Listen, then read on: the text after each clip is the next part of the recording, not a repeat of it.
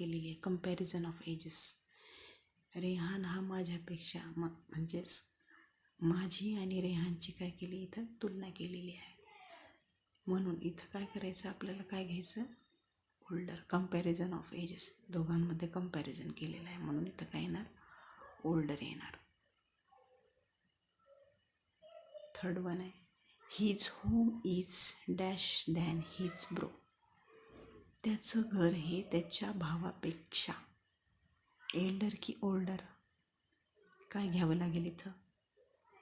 इथं आपल्याला इथं पण काय केलेलं आहे,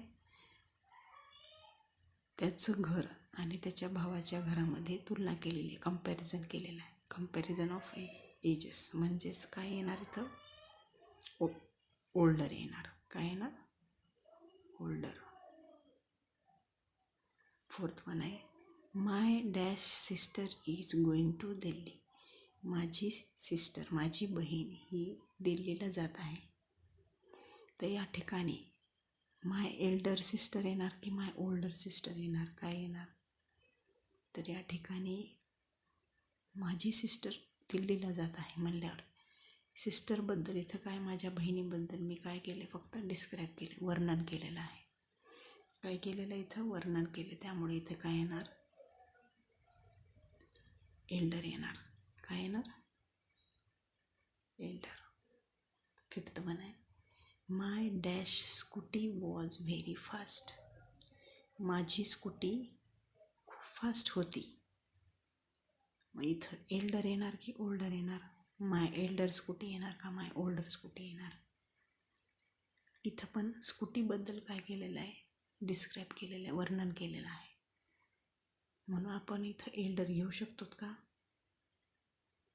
तर तुम्ही म्हणताल हो इथं डिस्क्राईब केलेलं आहे, इथं कंपॅरिझन नाही, म्हणजेच इथं एल्डर घ्या असं म्हणताल. पण एल्डर घेता येणार नाही का, तर Elder is talk about only people. Elder फक्त कोणाबद्दल सांगतो की पीपलबद्दल, म्हणजे व्यक्तींबद्दल सांगतो. आणि ओल्डर हे काय, older is used to compare the ages of people, objects and things. म्हणजेच लोकांचे वय आणि वस्तूंच्या वयाची तुलना ही कुठं केली जाते, म्हणजे वयांची तुलना करण्यासाठी आपण ओल्डर हा शब्द वापरतो. म्हणजेच आपल्याला इथं एल्डर न घेता ओल्डर घ्यावे लागेल. काय, older. My older scooty was very fast.